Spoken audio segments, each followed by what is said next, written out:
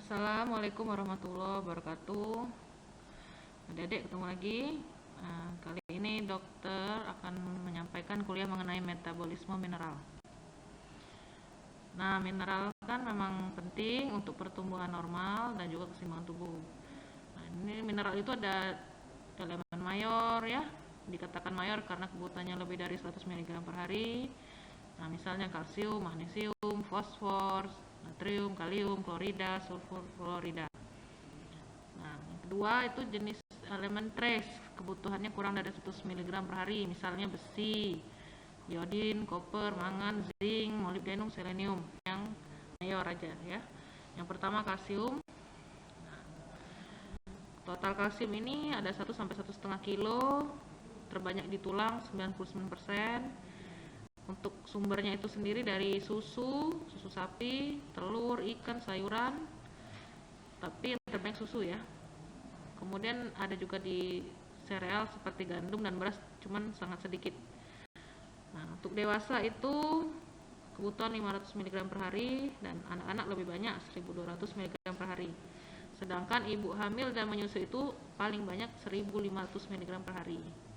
Nah, orang tua di atas 50 tahun juga perlu banyak kalsium 1500 mg per hari ditambah 20 mikrogram vitamin D ya untuk mencegah osteoporosis. Untuk absorpsinya, kalsium itu diabsorpsi di bagian pertama dan kedua duodenum. Dia melawan gradien konsentrasi dan membutuhkan energi, membutuhkan protein carrier. Faktor-faktor yang meningkatkan absorpsi kalsium ini ada vitamin D, hormon paratiroid, keasaman, dan juga asam amino. Nah, sedangkan yang menghambat absorpsi kalsium itu ada juga, yaitu misalnya pitat dan oksalat, diet tinggi fosfat, pH tinggi, diet tinggi serat, dan juga sindroma malabsorpsi. Nah, kalsium itu sendiri fungsinya satu, untuk tulang dan gigi ya. Nah, jadi tulang itu reservoir untuk kalsium dalam tubuh. Yang kedua, kontraksi otot ya. Kalsium memediasi eksitasi dan kontraksi serabut otot. Nah, kemudian berinteraksi dengan troponin C untuk memicu kontraksi otot. Juga mengaktifasi ATPase untuk meningkatkan interaksi antara aktin dan miosin. Fungsi yang ketiga yaitu konduksi saraf ya, untuk transmisi impuls saraf dari regio presinaptik ke postsinaptik. Kemudian juga untuk yang keempat sekresi hormon ya, insulin, paratiroid hormon, kalsitonin, vasopresin. Nah, terus yang kelima sebagai second messenger. Nah, kalsium dan AMP siklik adalah second messenger dari hormon berbeda, contohnya glukagon. Dan yang keenam integritas dan permeabilitas membran ya. Itu fungsi yang ketujuh untuk koagulasi darah ya. Jadi mengubah protombin menjadi trombin. Yang kedelapan untuk aksi jantung karena memperpanjang sistol. Dan juga bila konsentrasi kalsium meningkat, maka kontraktilitas otot jantung itu meningkat. Fungsi yang ketiga yaitu aktivasi enzim ya. Nah, kalsium plasma di darah ya, di serum itu 9 sampai 11 mg per desiliter, sedangkan untuk kalsium ion itu 5 mg per desiliter ya. Kemudian untuk kalsium yang terikat protein itu 4 sampai 5 mg per desiliter, dan kalsium yang kompleks dengan fosfat, sitrat, bikarbonat itu lebih kurang 1 mg per desiliter. Dan PTH itu meningkatkan kalsium serum ya. Jadi hiper, ini hipo, artinya di bawah normal ya, di bawah. Nah, itu bisa menyebabkan tetani. Kalau di bawah 8,5 mg itu tremor ringan, tapi kalau sudah di bawah 7,5 mg per desiliter itu jadi tetani tipikal ya. Apa yang menyebabkan dia bisa seperti itu ya, akibat misalnya yang pertama pengangkatan aksidental kelenjar paratiroid atau penyakit autoimun ya. Gejalanya dari hipokalsium ini iritabilitas neuromuskular, carpopedal spasm, atau laringismus ya, stridor mengorok. Nah, Sedangkan spasme laring itu juga dapat menyebabkan kematian ya, makanya hati-hati yang untuk laringismus tadi. Pemeriksaan untuk hipokalsemi yaitu Schaff-Text sign, ya, dia akan positif, Trouser sign juga positif, serta dari EKG itu ada peningkatan interval QT. Nah, ini ya gambar dari pemeriksaan Schaff-Text sign. Jadi dia akan timbul kedutan pada otot wajah setelah mengetuk lembut saraf wajah di depan telinga ya. Trouser sign itu pemeriksaan untuk tetani laten. Nah, yang mana spasme karpal. Nah, itu caranya dengan menggembungkan manset. Jadi pakai latensi itu ya, digembungkan manset sphygmomanometer pada lengan atas hingga pada tekanan yang melebihi tekanan darah sistolik selama 3 menit. Nah, sudah itu, setelah dikatakan positif ya spasme, apabila terjadi seperti ini, carpopedospasm, tangannya seperti ini, keras dia ya, kaku, spasme ya, dan biasanya nyeri. Oke, untuk elemen yang kedua magnesium. Tubuh manusia dewasa itu sekitar ada 1000 milimol magnesium atau 22 sampai 26 gram. 70% terbanyak itu menyusun tulang dan gigi. Sisanya di jaringan lunak dan cairan tubuh. Dalam darah ada berapa? 2 sampai 4 mg ya. Sumber magnesium terbanyak pada coklat, kacang, kedelai, gandum, ikan, dan susu. Untuk kebutuhan laki-laki dewasa itu 350 mg per hari, sedangkan wanita rendah sedikit 300 mg per hari, dan dipengaruhi oleh kalsium, protein, vitamin D, dan alkohol dalam diet. Apabila kurang, maka akan terjadi disfungsi neuromuskuler, hipereksitabilitas, kejang, dan tremor. Metabolisme magnesium itu sendiri diabsorpsinya di usus halus dan sebagian kecil di usus besar, kemudian ekspresinya lewat ginjal 6 sampai 20 mg per liter per hari, kemudian dipacu oleh aldosteron. Apabila terjadi kekurangan, alkoholisme kronis misalnya ya, pada kasus penderita post operasi, obstruksi pylorus, alkalosis hipokloremik, dan hiperparatiroid. Normalnya nilainya 5,3 mg per liter. Apabila terjadi penurunan separuh dari normal, maka akan mengakibatkan disorientasi, bingung, delirium, halusinasi, dan tremor. Elemen yang ketiga yaitu fosfor. Fosfat tubuh total itu kurang lebih 1 kg, yang terbanyak 80% lagi-lagi di tulang dan gigi, sisanya ada di otot, dan merupakan ion intraseluler utama dan ada pada semua sel. Fungsi fosfor: pembentukan tulang dan gigi, produksi fosfat energi tinggi, sintesis koenzim nukleosida, sintesis DNA dan RNA, kemudian pembentukan ester fosfat juga, pembentukan fosfoprotein, aktivasi enzim melalui fosforilasi, dan sistem buffer fosfat darah ya, sehingga menjaga pH darah pada 7,4. Kebutuhan fosfor itu sendiri 500 mg per hari, dan sumber yang baik adalah susu, disertai juga sereal, kacang-kacangan, daging ya, sumber moderatnya.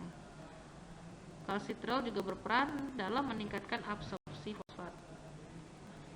Di serum kadarnya 3 sampai 4 mg per desiliter, sedangkan pada anak tinggi sedikit ya 5 sampai 6 mg per desiliter. Kapan bisa terjadi penurunan kadar fosfat? Pada kasus hiperparatiroidisme dan rickets. Untuk elemen yang keempat yaitu sodium atau kita kenal dengan natrium. Nah, ini merupakan kation utama pada cairan ekstraseluler atau CES. Sodium tubuh total ini 4000 mg, 50% dalam tulang, ya, 40% dalam cairan ekstraseluler, dan 10% dalam jaringan lunak. Fungsinya ya, sodium sebagai sodium bikarbonat mengatur keseimbangan asam basa tubuh, kemudian mengatur volume cairan ekstraseluler, kemudian pompa sodium itu juga menjaga sodium di ekstraseluler, terus keseimbangan tekanan osmotik dan keseimbangan cairan, serta penting untuk iritabilitas otot normal dan permeabilitas sel. Untuk kebutuhan hariannya itu 5-10 gram natrium, terutama dalam bentuk natrium klorida NaCl ya. Dari mana kita bisa dapat? Yaitu dari garam umum ya, garam dapur, roti, kacang, telur, gandum, sayuran berdaun, dan susu. Untuk absorpsi natrium itu sendiri itu di traktus gastrointestinal sangat sedikit, kurang dari 2% ditemukan dalam feses. Namun pada kondisi diare bisa banyak hilang melalui feses ya. Untuk ekskresi natrium itu ginjal merupakan jalur utamanya, ada 800 gram per hari sodium yang difiltrasi di glomeruli, 99%-nya diabsorpsi lagi di tubuh konvolusi proksimal ya. Kemudian dalam kondisi edema, konten air dan sodium tubuh meningkat. Kemudian untuk obat-obatan diuretik, nah ini akan mengekskresikan ya, diuretik ya, mengekskresikan sodium bersamaan dengan air. Untuk nilai normalnya dalam plasma itu ingat ya 136 sampai 145 mg per liter, sedangkan dalam sel 35 mg per liter. Mineralokortikoid mempengaruhi metabolisme sodium dalam insufisiensi adrenokortikal ya, dengan menurunkan sodium plasma dan meningkatkan ekskresi sodium dalam urin. Untuk gangguan pada metabolisme sodium itu bisa terjadi hipernatremi, misalnya pada penyakit Cushing, terapi kortison jangka panjang, dan pada dehidrasi yang mana air sebagian besar hilang sehingga volume darahnya menurun, maka terjadi peningkatan konsentrasi natrium. Untuk hiponatremi atau kekurangan natrium itu biasanya diakibatkan muntah-muntah ya, diare, luka bakar, penyakit Addison atau insufiensi adrenal, dan kondisi berkeringat sangat banyak ya. Akibatnya ini kram otot dan sakit kepala. Elemen yang kelima yaitu potasium atau kalium, yang mana merupakan kation intraseluler utama seperti yang kita ketahui bersama. Kemudian totalnya itu ada 3.500 mg dalam tubuh, yang terbanyak itu 75% dalam otot skeletal. Ini penting ya untuk pengaturan keseimbangan asam basa dan keseimbangan air dalam sel. Kemudian menjaga juga tekanan osmotik intraseluler dan untuk transmisi impuls saraf ya. Kemudian enzim piruvat kinase glikolisis juga bergantung pada kalium ini untuk aktivitas optimal. Kemudian juga penting untuk biosintesis protein yang baik oleh ribosom. Sedangkan itu tadi kalium intraseluler dan kalium ekstraselulernya untuk mempengaruhi aktivitas otot jantung.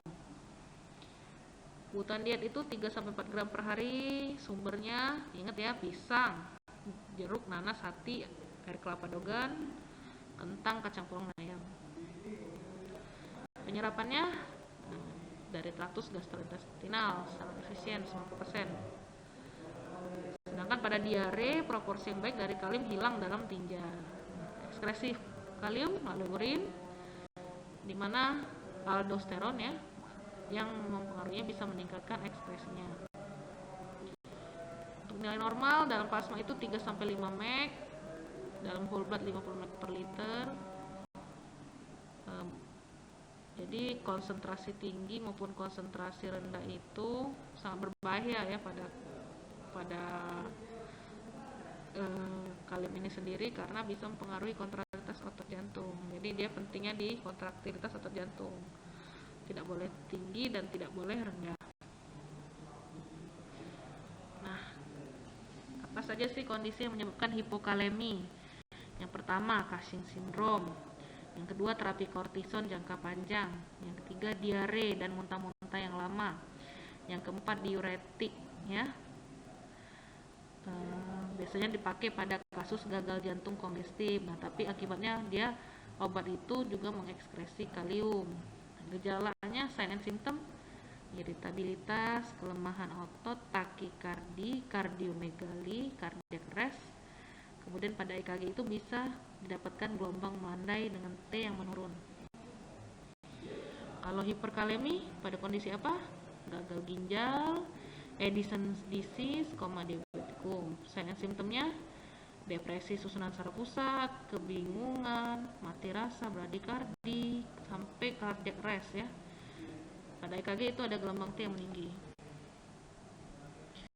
Elemen yang keenam yaitu klorida. Nah, fungsinya apa? Pengaturan keseimbangan asam basa darah, keseimbangan air, dan pengaturan tekanan osmotik. Nah, peran pengaturan keseimbangan asam basa darah ini terkait mekanisme pergeseran klorida atau chloride shift. Dalam lambung, klorida penting dalam menentukan keasaman getah lambung ya, melalui bentukan HCl dan dalam sel parietal mukosa lambung. Untuk kebutuhan, hampir semua makanan mengandung klorida dalam bentuk NaCl ya. Apabila diet kita rendah garam, maka natrium dan klorida dalam urine akan turun. Nah, bisa juga diakibatkan keringat berlebihan, diare, dan juga kelainan endokrin. Kalau muntah berlebihan atau terjadi obstruksi pilorus atau duodenum, maka banyak klorida yang hilang sehingga klorida di plasma akan turun.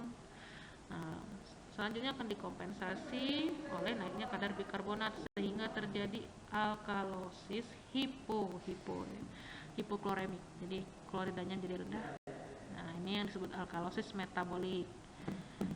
Nah, kondisi hipokloremik ini bisa juga pada terapi kortikotropin, ACTH, atau pada Cushing disease. Oke, untuk elemen yang ketujuh yaitu sulfur atau belerang. Nah, fungsinya terdapat pada semua sel tubuh dalam bentuk protein disusun oleh sistein dan metionin. Nah, ini aktivitasnya katalitik, sangat penting dalam proses metabolisme ya. Asiltioester, heparin, glutathione, tiamin, buitin, taurofolat, kondroitin sulfat, dan lain. Makanan yang mengandung sistein dan metionin, sulfur itu sedikit absorpsi. Nah, untuk garam magnesium sulfat itu contohnya obat laksansia ya. Ion sulfat yang telah diaktifkan terdapat pada mukopolisakarida, heparin, dan kondroitin sulfat. Untuk sulfur organik, dia akan dioksidasi menjadi sulfat, kemudian diekskresi sebagai sulfat anorganik. Elemen ke-8 yaitu fluor. Fluor sama fungsinya pertumbuhan tulang dan gigi, mencegah karies gigi dan osteoporosis. Nah, ini sering ada di pasta gigi ya. Kemudian penting juga untuk fertilitas atau kesuburan, dan juga inhibitor bagi enzim yang diaktifkan magnesium, contoh enzim glikolitik analase, dan juga menghambat siklus Krebs karena menghambat kerja alkotinase. Sifat fluor ini toksik, cuma perlu sedikit saja, 1-2 mg per hari. Jadi suplai dari air minum itu sendiri sudah memadai ya. Nah, ini kerjanya juga menghambat aktivitas enzim pada bakteri yang bersifat kariogenik. Apabila kadar fluor berlebih, maka terjadi fluorosis atau gigi yang bertitik-titik dan emel rapuh. Kemudian dapat tertimbun juga fluor ini dalam insersi otot dan eksostosis tulang. Dan yang paling berbahaya bisa menyebabkan kematian. Oke, ini elemen yang terakhir yang akan kita bahas yaitu besi atau Fe. Yang mana fungsinya itu penting pada reaksi oksidasi reduksi dalam rantai respirasi, kemudian berperan dalam metabolisme dalam bentuk besi hem atau gugus besi porfirin. Kemudian besi non hem ini berikatan dengan protein sebagai bagian dari metaloprotein, ferritin, dan transferin hidrofilin. Sumbernya kalau hewan itu dari hati ya, telur, ikan, jantung, kuning telur. Kalau nabati gandum, kurma, kacang, bayam, daun ubi, asparagus ya. Jadi biasanya sayur-sayuran yang berdaun hijau ya. Daging sapi juga sumber yang baik untuk besi. Kebutuhan besi itu yang paling terutama itu pada wanita hamil trimester 3, dia bisa meningkat sampai 4 mg per hari. Ibu menyusui, anak usia sekolah, wanita saat menstruasi, wanita premenopause, dan penderita hemoroid dan cacingan ya. Bila kekurangan besi, akibatnya anemia defisiensi besi, yaitu anemia yang bersifat mikrositik hipokrom. Besi tidak semuanya diabsorpsi, absorpsinya hanya tergantung kebutuhan. Pada keadaan normal 10-20 mg besi diet hanya 10% yang diabsorpsi, sisanya dibuang. Bayi dan anak mengabsorpsi besi lebih banyak daripada orang dewasa, bahkan anak yang anemia itu bisa 2 kali lipat absorpsinya. Besi dalam makanan dalam bentuk ion feri Fe2+ sebagai feri hidroksida atau organik feri, kemudian dalam lambung karena HCl diubah lagi menjadi bentuk bebas Fe2+ ini lalu akan dioksidasi dalam plasma, ada peran vitamin C menjadi ferro Fe3+, kemudian ferro lebih mudah larut dan diabsorpsi usus. Kemudian absorpsi ini dipercepat bila ada protein yang membantu kelasi besi sehingga dia mudah larut. Besi Hem diabsorpsi oleh usus tanpa dilepas sebagai ion bebas. Yang menghambat absorpsi besi misalnya fosfat dan fitat atau gandum ya. Absorpsi ini sebagai besar di duodenum. Nah, kapan absorpsi besi ini bisa berkurang? Apabila pada penderita yang ususnya direseksi ya, otomatis dia diususkan tempat mengabsorpsi besi. Nah, apabila direseksi ya otomatis ada gangguan. Atau pasien yang gastrektomi, nah, sehingga tadi yang perubahan besi tadi yang di asam lambung itu yang di lambung itu akan terganggu. Atau juga memang ada sindroma malabsorpsi ya. Besi juga bisa meningkat ya absorpsinya pada kondisi anemia, defisiensi besi dan anemia pernisiosa. Nah, ini metabolisme tadi ya. Besi diabsorpsi bentuk Fe2+ dan plasma darah, kemudian dioksidasi menjadi Fe3+, diikat pada transferin. Setiap molekul transferin membawa 2 ion Fe3+. Pengikatan tersebut dipacu seruloplasmin ya, protein khusus yang merupakan oksidator ya, jadi feroksidase. Nah, kemudian kadar besi terikat pada protein ini adalah jumlahnya 120 sampai 140 mikrogram per desiliter pada pria dan 90 sampai 120 mikrogram desiliter pada wanita ya. Salah ketik ini. Untuk total ion binding capacity itu sendiri 300 sampai 360 mikrogram per desiliter ya. Pada keadaan normal hanya 30 sampai 40% total TIBC yang dipakai untuk transport besi. Transferin yang tidak mengikat besi itu ada 30 sampai 70%. Pada ADB atau anemia defisiensi besi, kadar besi yang terikat itu rendah, tetapi TIBC-nya meningkat di atas normal. Ya. Kemudian unsaturated ion binding capacity-nya juga meningkat. Sedangkan pada penyakit Hepar, besi yang terikat pada transferin dan TIBC-nya rendah sebab transferin disintesis di hepar. Pada penyakit ginjal, bila terikat protein banyak dibuang pada proteinuri, besinya maksudnya itu ya. Pada nefrosis itu 1,5 mg per hari besi dibuang, ini kebanyakan besi yang dibuang. Kemudian besi tubuh itu disimpannya sebagai ferritin atau hemosiderin, cadangan besi tubuh banyak dalam hepar, limpa dan sumsum tulang ya. Nah, bila kadar besi melebihi kapasitas simpan ya, maka diubah menjadi hemosiderin.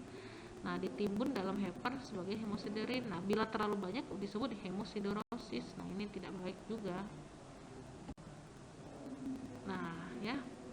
Kalau hemosiderosis jadinya besi tubuhnya kelebihan. Nah, ini ujungnya tertimbun pada kulit, akibatnya pigmen warnanya jadi perunggu. Jadi kulitnya agak kehitaman ya. Contohnya pada pasien talasemia ya, Dede. Nah, juga bisa ditimbun di hepar dan pankreas, memberikan tanda seperti diabetes mellitus atau diabetes Brons ya. Fungsinya terganggu jadinya hepar dan pankreasnya. Nah, pada keadaan tersebut, kadar unsaturated ion binding capacity serumnya rendah dan protein pengikat besi 90% jenuh dengan besi, sedangkan normalnya hanya 30% yang jenuh.